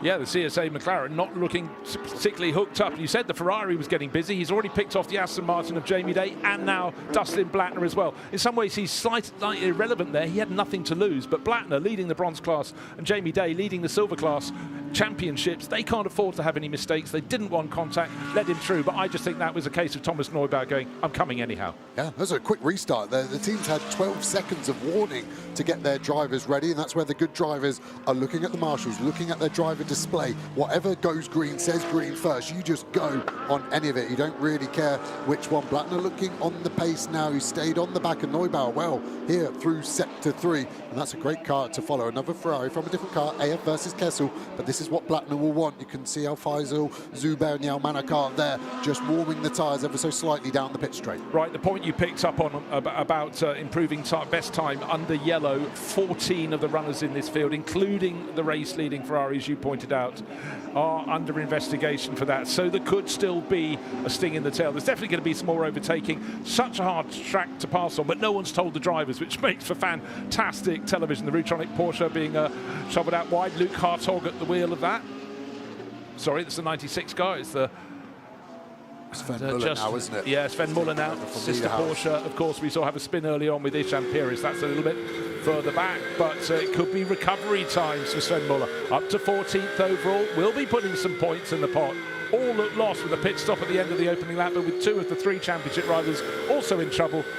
Yeah, keeping going is a good thing to do. It really is, but so hard to overtake here, so hard to overtake this wide BMW battle raging on there. We're trying to get down the inside of the WRT car there, the blue car, the 30 car at the moment. Mathias Lismon at the wheel. Change of car for him. He's going to send it down the inside. Muller, we know how aggressive he is. Hooks it on the curb. Was there contact, or was that just a coincidental snap of oversteer? They go bang to bang. Muller's not going to back out of this one here. Lismon knows that. Backs out. Good move from Muller. But was there contact at the apex of 8? Is that what lost traction for that blue BMW? And it's not job done yet, is it? Now Lismon concedes that position. You almost need eyes on every corner. I've just glanced at the screen, and Zigo Tempesta racing Ferrari, a drive-through penalty for causing a collision. We saw that. You decided not to call it or apportion blame, left it with the stewards. Correct thing to do. Down the order. Well, who is down the order? Just let's run down the order. Chris Lulham leading the way. And another gold class challenger in behind Louis Pret. Jordan Pepper, best of the pros. Maro Engel just 2 seconds, 3 seconds down on him, but so many bunches of cars. And the group that really lost out, well, Dustin Blattner, 7th place overall. There's definitely a bit of bodywork rubbing there. We saw the push and shove, and you'd think it was probably on Mathias Lismon's BMW. Now they're monstering Basha Mardini, and he's just, well, being a little bit cautious, but then again, 1, 2, 3 come through. What can you do when you're being pushed wide? Now he can steady the ship, but he's been offline for 4 or 5 corners. There will be marbles all over his tyres. They'll be vibrating, taking the fillings out of his teeth. He now just needs half a lap to really concentrate, get the pace, settle it down, clean those tyres up. How do you clean the tyres? You put a bit of steering lock on, you induce a bit of understeer, you jump on the throttle, you slide the rear, you just strip the top surface of those tyres off, as we see Max Janssen now with Muller behind him. Muller's got great pace at the moment. No points for 12th, no points for 11th. He needs to get past Janssen and then do something about Ben Green, who's another 3 seconds up the road on that red Paradine BMW. Well, he's got time. Time is still his friend, but it won't be in another 10 minutes. There are only 15 minutes remaining this race. But Sven Muller in the 96 Rutronic Racing Porsche, pushing. I just want to touch on that bronze place battle. Bear in mind, when we came to the pit stops, Dennis Marshall in the 74 Kessel Racing Ferrari, there it is, bottom of your shot, was leading the race. That's 7th. It's not a disaster, because the car that was running 2nd, now in the hands of Basha Mardini, Lion Speed GP Racing Porsche, is down in 16th overall. That's a comfortable buffer. Still quite a few challenges coming up. Al Faisal Al Zubair picks his way past the 27 Aston Martin there. Still giving chase. Dustin Blattner's pace is phenomenal. Still 2 seconds behind Neubauer, who's been in front of him for 2.5 laps now. For a bronze amateur driver, he is sticking with Thomas Neubauer in the factory air Ferrari. That is a phenomenal job, and it doesn't really look like Al Zubair and Day are going to be able to get past him easily either. So at the moment, this is a very comfortable bronze class win for that 74 Kessel car that started on pole, led the stint with Dennis Marshall, but Dustin Blattner, I don't have enough to put superlatives for an AM driver to be at this pace, at this level, with this intensity. At the moment, no cracks forming. No, none whatsoever. Loris Cabarrus, new on board this weekend for CSA Racing, alongside the boss man, alongside with Simon Gachet in the mix there, but one of the two McLaren stood down. But they're having their own battles. It seems we're perpetually looking at the battle for 7th place, which seems the tightest spot, because our race lead isn't particularly tight, because Chris Lullen's still leading Louis Pret. Louis, though, is just trying his best to close in, but unfortunately for him, it's going the other way. 5.4 seconds between the Verstappen Racing Ferrari leading the race and Louis Pret in the Garage 59 McLaren still having a good season. Now let's take a look at top speed overall. It's Leonardo Moncini, so an Audi. We haven't really got any Audis in the reckoning, but he's a kilometre-an-hour faster in his Trezor Attempto car. Wise move there from Dustin Blattner. Do not do anything to resist Al Faisal Al Zubair. The Omani racer comes through, but what he doesn't, just don't want to pick up any damage at this point in the race. Give them a little extra quarter of a car width if you must. Now, of course, Jamie Day, leading the Silver Cup Championship, is closing in onto his tail. He doesn't need to fight him. Remember, he had, what was he, I say, a 9-car margin, 10-car margin over Basha Mardini in the Bronze Cup battle. Maybe Dustin's got the pace, but he's just got to exert a bit of caution here, not get caught up in the heat at the moment. Same with Jamie Day. It's our two championship leaders, bronze here, and then the silver car behind. The green and yellow Aston Martin come to you, leading the silver class. Here is our gold class championship leader. This is the season finale, of course. That's why we're talking so much. Smashing the curb. He is not backing out of this, is he? He is pushing like his life depends on it. Does he think he's going to get a penalty for improving that sector under yellow flag? Yes, I'm always on the drivers' committee side, but how do race controller judge it? He's improved the sector of Vermeulen, who was on older tyres. He's on his outlap. He hasn't improved his personal sector. He's improved the car's sector. I hope they're innocent. I get the rule. You've got to slow under yellow, but he's saying I slowed enough, and that's going to be the battle. Of course, there's video, there's data. That will be trawled through, and race control will ultimately come to the correct decision. Right, again, we just saw the speed trap margin, and it was the 88 Trezor Attempto Audi fastest, and also into and through turn 1, 163 kilometres an hour, just about 102 miles an hour. There is the Kessel Racing Ferrari, and Jamie Day. So we got the bronze class leader being challenged very, very hard indeed. He's in 8th, Jamie Day in 9th, and Jamie's leading the Silver Cup class, and he's got his own battle because we said watch out for Ben Green, and Ben Green is making attack in that red and black Ferrari in the back of the pack. So it's going to be slow enough pace to get Muller on the back of it in the background. Still behind Max Janssen. I don't think it will be. I think Blattner's pace is strong enough to get him through the probably last 5 laps of this race that we've got left to keep him away from there. So I don't think the 96 Rutronic car is going to score championship points here in race 1 today. Out over the curb. I'm not going to tell you how many drivers are being watched for exceeding track limits. They'll all get totted up, and I've just seen that 3 drivers have picked up a 5-second penalty for exceeding track limits too many times. But if I draw my eye down to the warning screen, I won't be looking at what's happening on the main screen. It's so hard to know where to look. What is happening, though, is with every single lap, Chris Lullen is pulling ever further clear. Ferrari ahead of the McLaren of Louis Pret, who's just had such a good season. Jordan Pepper, top of the pro drivers. He's got a 3-second advantage in 3rd place over Mauro Engel. Bear in mind, though, Mauro Engel will be picking up 12 points for his championship challenge, and more to the point, his rivals will not. 2 of them out of the reckoning entirely. Yeah. And when I say 2 of them, it's the crews that were really so well placed. Benji Goethe, Marvin Kirchhoffer parked up, and also the Team WRT BMW crew started 23rd, got clouted on the opening lap. Garage 59 McLaren came in after its own battles at the end of the opening lap. The only difference is Team WRT fixed their car, sent it out just to gain some more knowledge, as you said, also running, maybe trying some different brake pads, anything that can find an advantage. Because at this circuit, where really across the 14 corners, the difference between a quick lap and a not very quick lap is, what are you talking, 1/3 of a second? And it can have huge ramifications, and it certainly did when we looked at the grid today with our championship challengers, with the exception of Mauro Engel and Lugiauer, who started 4th. Everybody else was 14th place and further back this 39-car grid. disasters could have happened, and they only jolly well went and did. A second covering the top 25 in qualifying. Get your stopwatch out on your phone and stop at a second. 25 cars covered over 4 kilometres is phenomenal. 8 manufacturers here covered.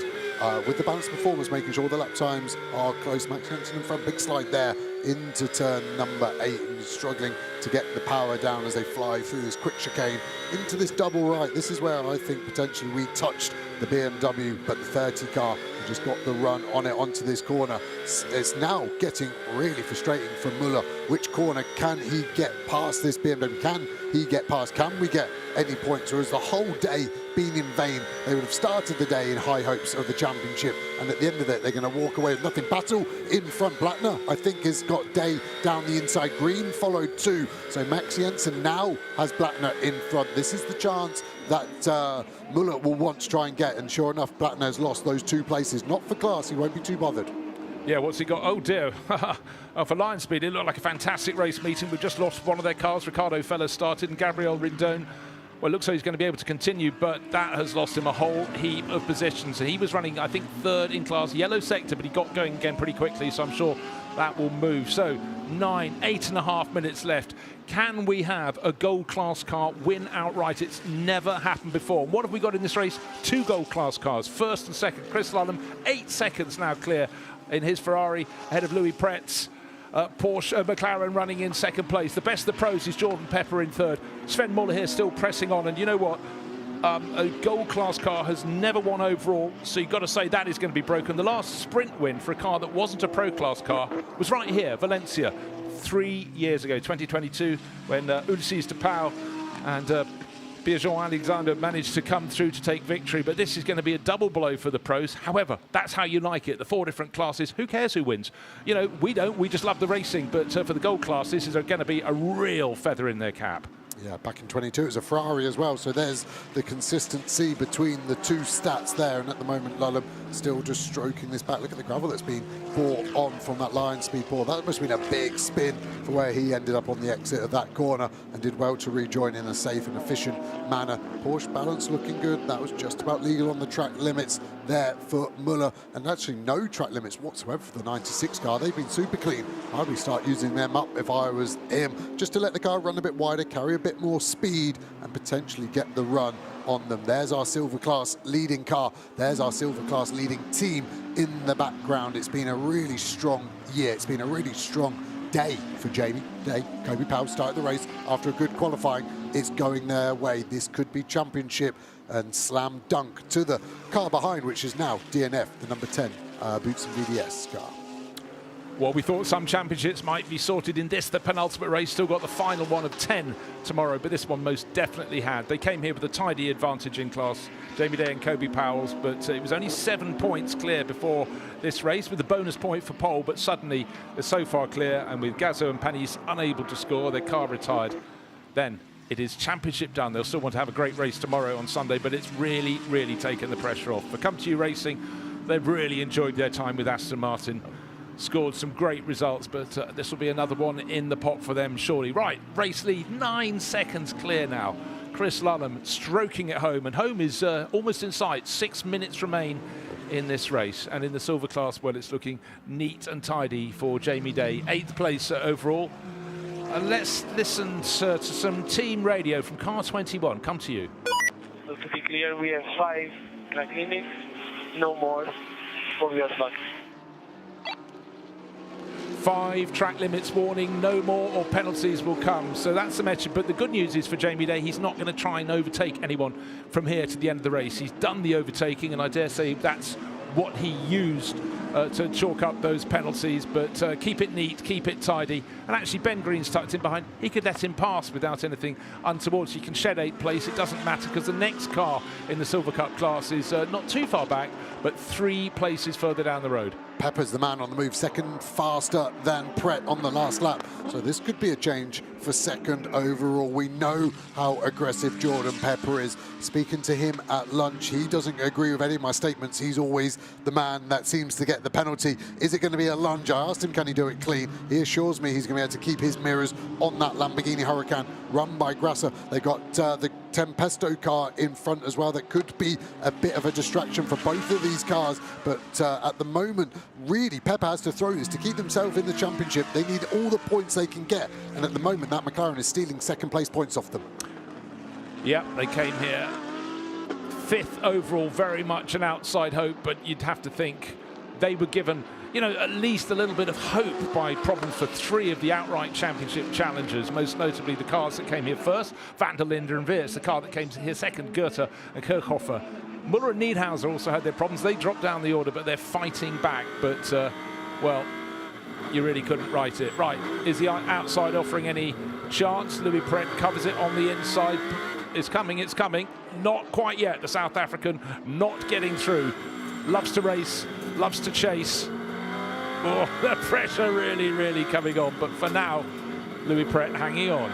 This is such a good onboard. We've got so much front grip here on the Lamborghini. He's able to place it on top of the curbs. The McLaren in front looks lethargic. Look how much steering lock he's having to put in and still miss it. I think Pepper's got a really good chance here. I have to say, this Zigo Tempesta car did a mega job, Pulcini getting out of the way into turn 2 to allow these two a clean fight. Where's Pepper going to go? He's seen how much pace he's got. Look how tight he can keep the car. There's a bit of a rub there. That actually unsettled Pepper more than Pret. Pepper ready to assault Pret at any given notice. He is, and while this is happening, unsurprisingly, the race lead continues to extend. Best part of it, over 11 seconds clear now. Chris Lullum counting down the laps, the end of the race. In the background of the shot, the car that's 4th in the race, that's the Man Filter, the yellow and green Mercedes, and that is going to vault very nicely to the very tight end at the top of the championship in the Pro Class. Might end this race in 4th overall. Would like to get up with this battle, and commentator alongside me, Joe Osborne, leaning back in his seat as the pressure comes on down the start-finish straight. Is turn 1 the place to make a move? I'm not sure. What do you reckon? I've never been so tense, I don't think, apart from when I've walked into a doctor's appointment. He's got a rubber glove on, but this is nail-biting. Pret can't make an apex, but is doing so well at carrying the speed. I think this is a chance. He's defending.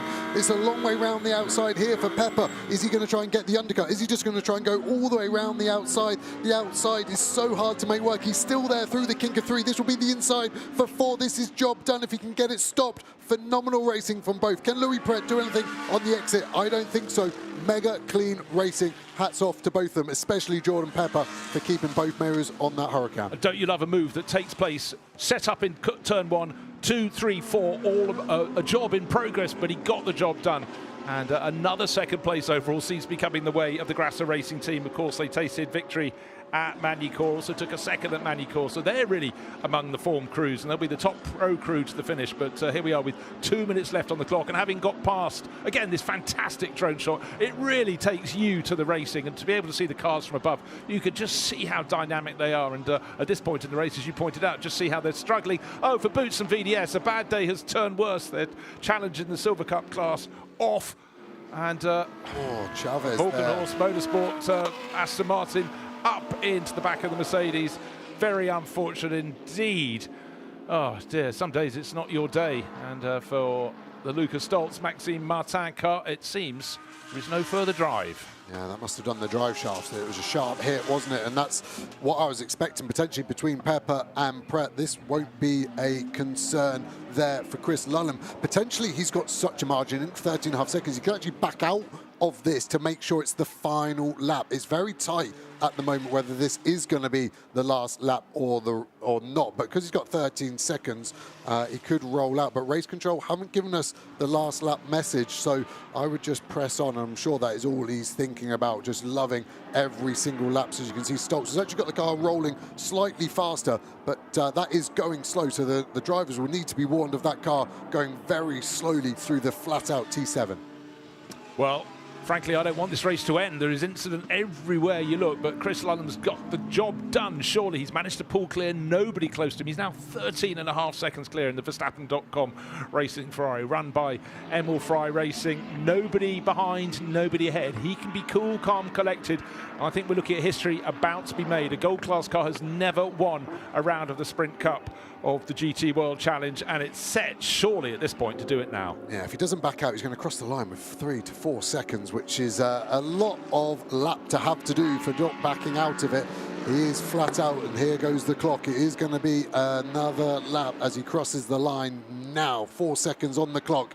But look at that. dominance. There were 39 GT3 cars at one point on that piece of real estate. Here is the biggest winners of the championship so far, and can they get a podium position? We've seen the lack of pace for the 58 car of Louis Pepper has already gapped him. What can Mauro do? Well, he won't want to take a risk. This has been a gift on a plate. They started in the best place of the 4 crews challenging for the outright championship. And they're going to close right up. Here it is, the crew in top that started down in 23rd, Kelvin van der Linde, Charles Weerts. Kelvin didn't even get a go. They will remain top in the championship. But look, the next 2 crews, 1.5 points down and 2 points down as we go into tomorrow's final race. So it really makes no difference for Lukas Sauer and Mauro Engel. Mauro at the wheel of the 48 Mercedes getting ahead. But it's your racing drivers, that's what you're out there to do. But right now, here we are. In the gold class, Chris Lullum and Thierry Vermeulen, they will bag this. Won't be quite enough to take the championship. You need to be 18 points clear, and Gilles Magnus and Paul Evrard will still be in the hunt by the smallest of margins. But there, Thierry Vermeulen, he did his job with an outstanding opening lap. There's nothing else he could do, but frankly, at this point, barring a mechanical disaster, he can relax. Now, let's take a look. We know for sure the Silver Class Championship has been sorted out. It will be collected today by Jamie Day, who was on board, and Kobe Powell's in their Come2 Racing Aston Martin beautifully. But this is the final, the lap of the race. This is the line from turn 14 down towards the checkered flag, and there it goes, the first ever outright win for a Gold Cup class car. And Thierry Vermeulen smiles all around already. You can be sure on the phone, on the radio, will be Max Verstappen, who's put this team together. And a brilliant job for them. Jordan Pepper comes through to take second place overall. Third place, Louis Pret did hang on to that with Mauro Engel tucked in behind. What a race of incident. And then looking down through the classes, Jamie Day ought to be coming round in that number 21 Aston Martin. 8th overall, be fine. Doesn't matter if he lost a place or 2 out of the track. He's got the job done. Got the title won in the Silver Cup class. What a race. Lap 1 was messy. There were some mistakes. We don't want to see cars damaged. But from there onwards, phenomenal driving from everyone out there, and just didn't know where to look. And this is why, for me, it's the best motorsport. Yes, we've never had it better, I don't think, in motorsport. The amount of racing out there. But this is the GT Championship, the motorsport championship to watch wherever you are in the world. And fair play to everyone. Chris Lullum, Thierry Vermeulen have been classed today, as has that 21 car, to clinch the Silver Championship. Yeah, what a race of incidents. And Chris Lullum. Let's have a listen to Chris Lullum. Voila. Yes, we did it. Great job, amazing. I will let you know, I will explain later why I was keep asking to push. Great. You were the fastest in all the condition made. Great job. Well done, Chris. Well done. Congratulations. Oh, thank you so much. That is beautiful.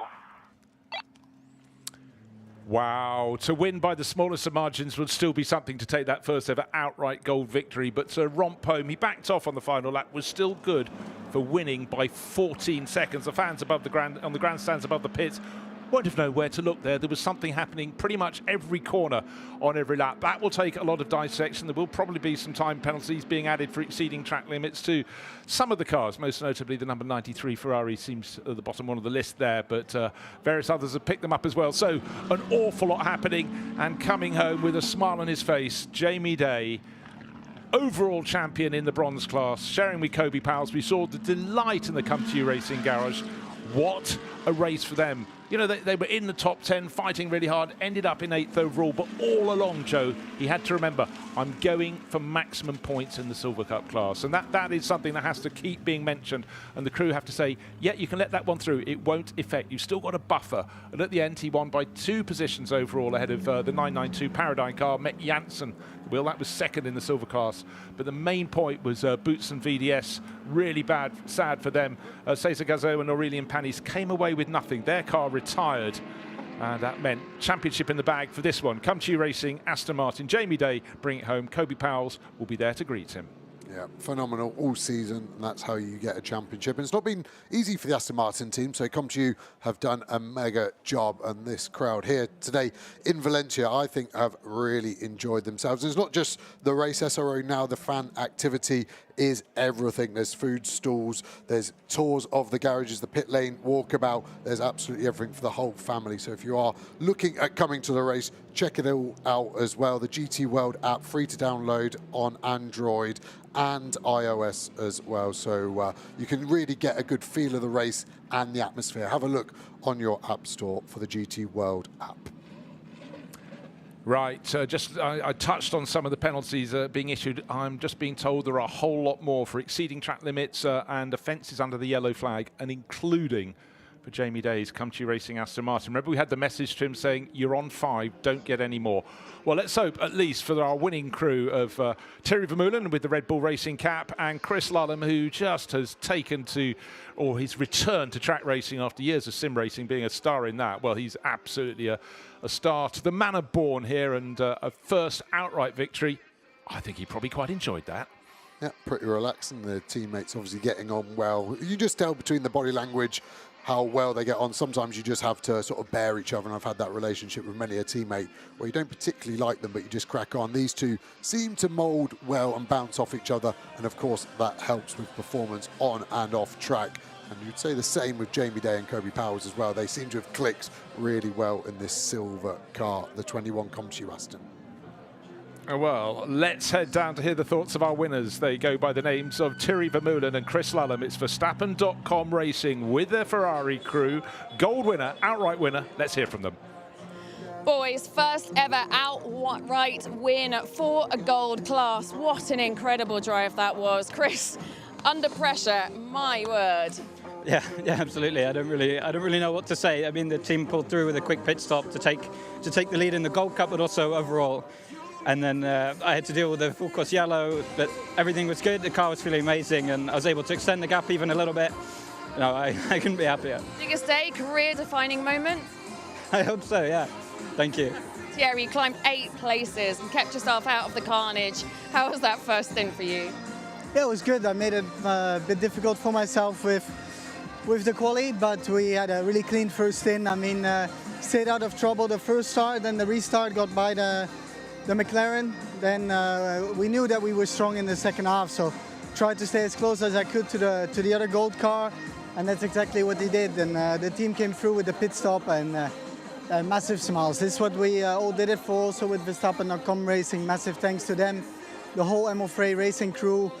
First win of the season for them as well, and they really deserve it, everyone in the team. Seems like Valencia is on your side. Are we hoping that, well, of course we're hoping that tomorrow is going to be the win.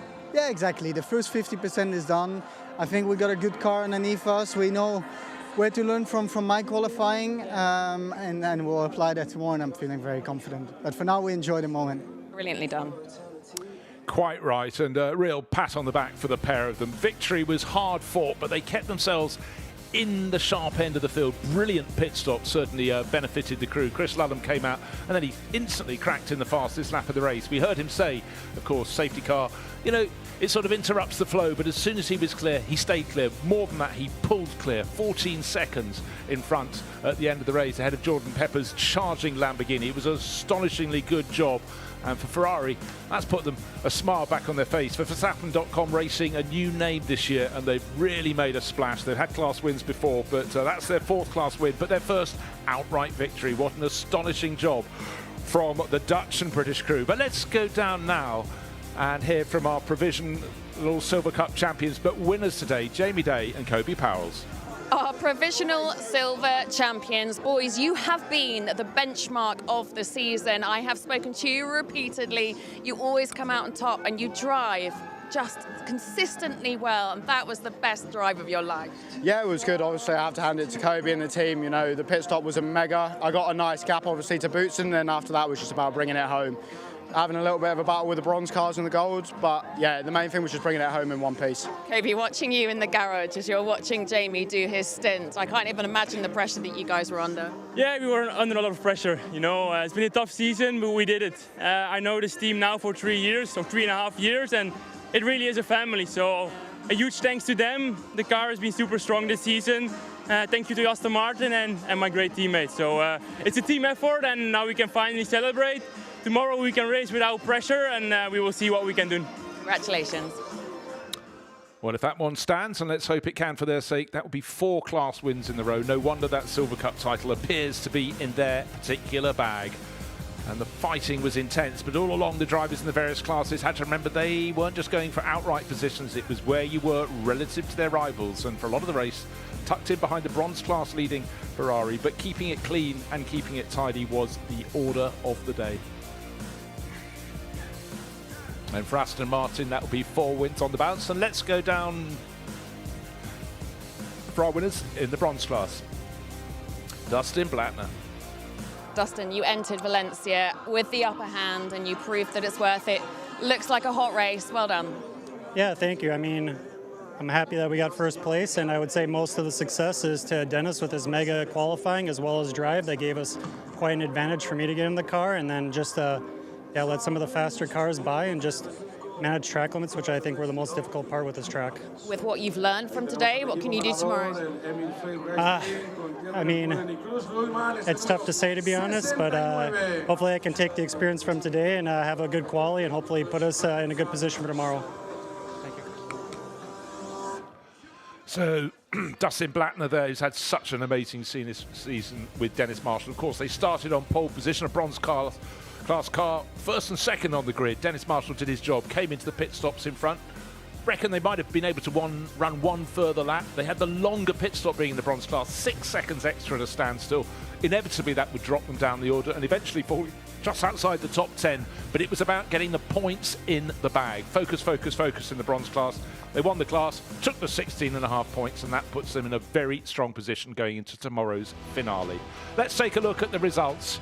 Thierry Vermeulen started the race. Chris Lullum very much finished it. 14 seconds clear in the Verstappen.com Racing Ferrari from Luca Exler and the charging Jordan Pepper Grasser Racing Team Lamborghini in second place just at the end of the race, deposing Louis Pret, who shared his Garage 59 McLaren with Tom Fleming. And tucked in behind, Lucas Auer and Maro Engel came here 4th in the overall championship, and this has closed them their 4th place to third in the championship, just 2 points covering the top 3 crews in the outright battle. So they had a great job, and their championship rivals all individually had disasters, and the best place of those at the end of the race was Patrick Niederhauser and Sven Muller down in 11th place, but the 2 championship leading crews ended up with 0 points apiece after disasters on the opening lap of the race. A real mix of classes and cars up and down the order here, but it was Thierry Vermeulen and Chris Lullum who had the bragging rights, and unfortunately, as you can see, quite a few DNFs at the bottom of the field, and the one I feel probably most sorry for was the Cesar Gazzo and Aurelien Panis, challengers in the Silver Cup class. Their car coasted to a halt at the side of the circuit, others possibly pulling off because of contact, most notably Charles Weerts and Kelvin van Linde, and Benji Goethe and Marvin Kirchhofer. Those 2 crews, first and second in the championship when they came here. They're still 1.5 points behind, but the point is, by coming right at the sharp end of the field, Maro Engel and Lugi Auer have closed right in. Ifs and buts and maybes, but it was overly busy out there, and you could have replays of the replays. So much to look at through the course of just 1 hour of racing. That opening lap was one of the wildest laps I've had to ever commentate on and try and dissect it. Was a difficult one. This car raced well towards the end, and Jordan Pepper, for me, one of the cleanest and hardest overtakes on the race to get second position. Did a mega job.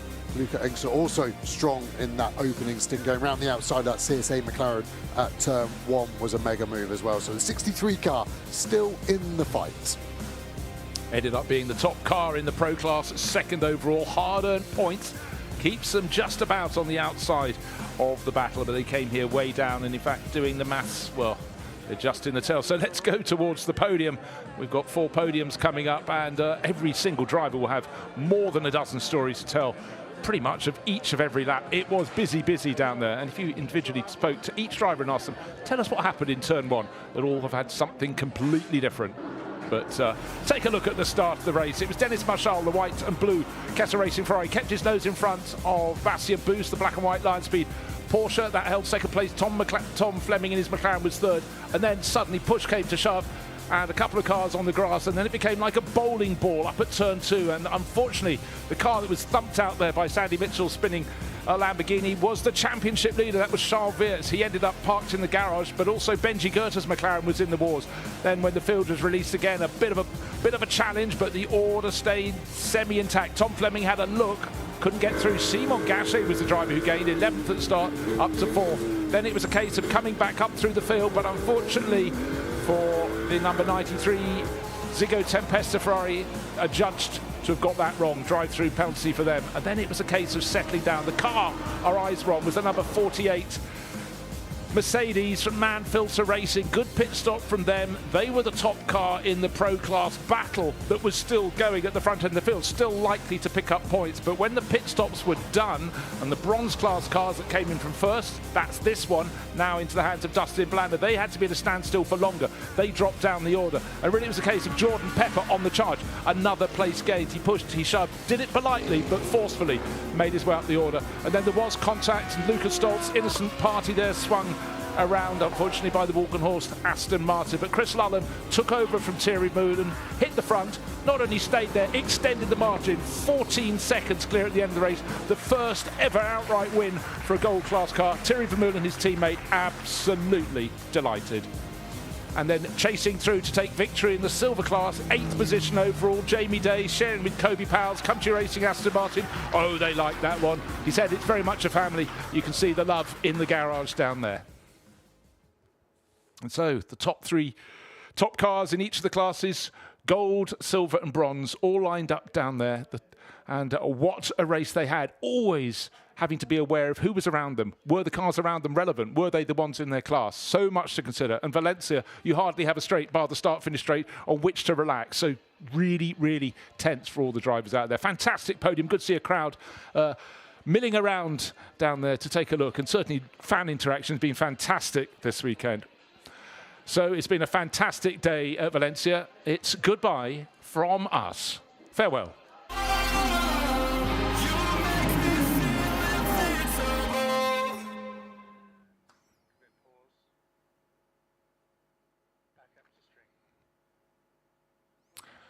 So the podium ceremony's almost upon us, and as I said before, there'll be a lot of stories to be told. There are possibly still quite a few penalties to be applied, not just for your regular track limits, but we possibly have had some yellow flag and even other offences that may be in the bag. They're under investigation. The stewards would, I'm sure, do a fantastic job, but they've got to get it right. But I think if anything went wrong for our race-winning crew, it would almost be unfair because they did a fantastic job. But all smiles for the number 58 McLaren crew. They've had a good run.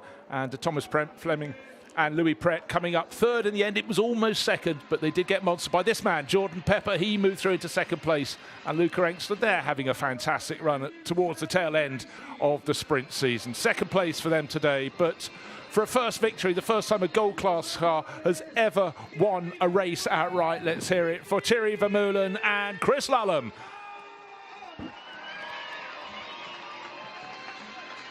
So for Verstappen.com Racing, for Emil Frey Racing that run the car, and Ferrari, that's been a great, great result.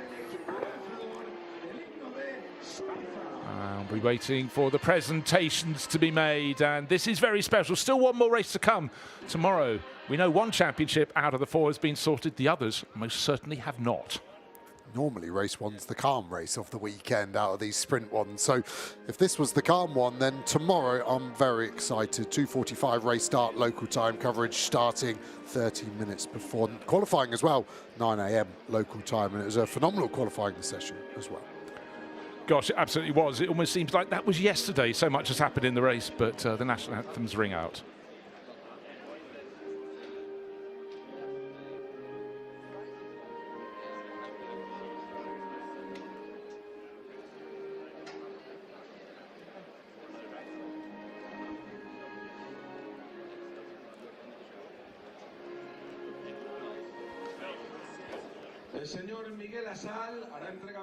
And now we heard from on the grid.